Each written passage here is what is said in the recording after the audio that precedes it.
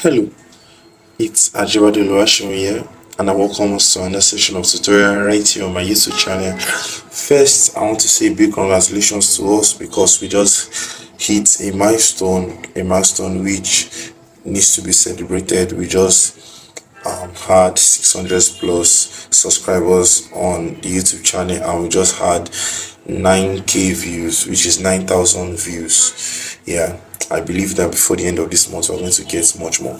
Okay, so if you are new to this YouTube channel, you know what to do, or rather still you don't know what to do. Yeah, you don't know what to do. I want you to smash the subscribe button. Don't only smash subscribe button, there's a bell there, tap on that notification bell and make sure you put it on all notifications so you'll be the first person to get notified when I drop an awesome tutorial like this. So now in this tutorial I'm going to be showing you how and what it means to grid your work properly. Now, even as a flyer designer, there's something called gridding, which you need to pay much more attention to. As a designer, you must learn to always grid your work accordingly. Do you understand? So this is what I'm going to be showing you right here in this tutorial. So let's get started. Okay, so for example, I have a flyer here, and this is the flyer. Let me just copy this and delete this just to retain a good quality. Now you can see that I had to you can see that this design is gridded properly. Now, how do you know a design that is gridded properly, and why do you need to grid your designs properly? It's because it helps your work to be organized. Now look at this. You can see, starting from here, you can see that you can see where this particular shape started from. You can now see that the text is having a lot of allowance. So this is what makes your designs to be organized. And I've seen a lot of trend where designers just tend to grid their work wrongly.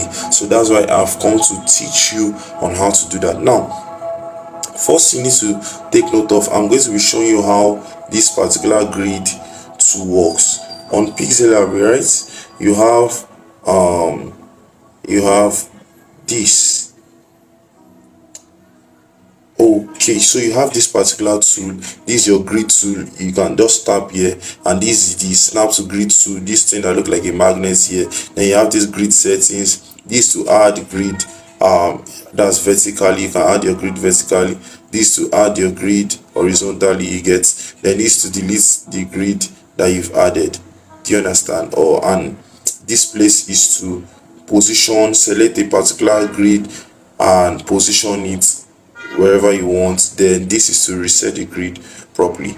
Now when you're working on a flyer design, now you need to understand that your work should not be close to the edge, especially if that design is going to be printed out. What if it's not going to be printed out? It has to be so much away from the edges, that is this part here, so that your work is very much neat and organized. How do you do that? With the grid tool. Now this is it. You have this grid. This whole grid is from position 1 to position 100. And how does it work? Which means that the center is 50, right? So if I tap on this particular tool here, it shows position is 50. If I tap on this one, okay, let me reset it. Now you can see that if I tap on the middle one, I believe you can see this. If I tap on the middle, it's showing that position is 50. If I tap on this, it's showing that position is 25. If I tap on this, showing that position is what? 75. I'm sure in most of my tutorials you'd have heard me say 75, and then I adjust again. You hear me say, okay, let's work with 10 and all of that. Now I'm teaching you the best way to get it done. Now, how to, when working on your flyer, for example, you have a logo like mine over here. Okay, sorry. Okay, I think it's locked, right? It's not locked. Okay, something is on it. Okay, so you have a logo like mine here. So if I keep this logo here, before you even place any of your elements, what you do is that you tap on your grid, then you set it. Now adjusting this grid, now make sure that I always advise my student and only of anybody that when you are positioning your grid, the top should either be 5 or like this is 5. Now you can see that 5 is not that bad. You can, since it's staying away from, the idea of your grid is so that you stay away from your edges. Do you understand? You can either work with 5, that is 5 is the beginning. Oh sorry, that is from 1 to, like, that's the idea, from 1 and it goes, from 0 and it goes. So that means you have 1 2 3 4 5. So if I bring this here, that means I'm having like close to maybe 17.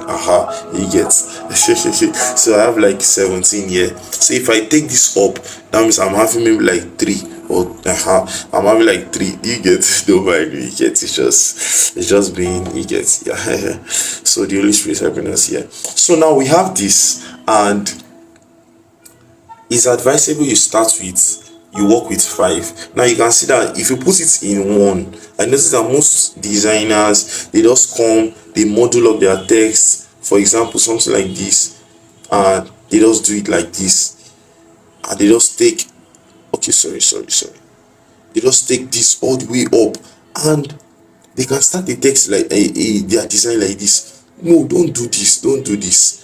Do you understand?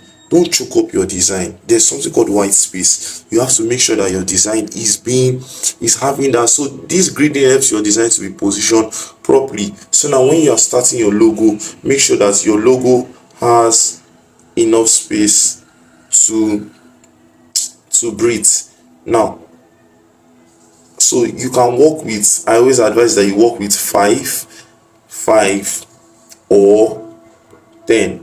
You get? I mostly work with maybe 5 for the top, that is top here. Then you can also, for the side, that is the left side, you can work with 5 also, or 10. Do you get? You can work with 10. This is also, I also work with 10. Like for this particular design, I worked with 10. I think 15 or so. Yeah, I think this was, okay, I think this was 10 too. Do you understand? So I believe you are getting what I'm saying. I believe you do. So now when you work with 10, now the bottom side, so can also, the bottom side, depending on how creative you are, you can leave this at 5 or still come back to 10. But make sure that when you are aligning your work, you are not, your design does not, your images can pass any of this grid.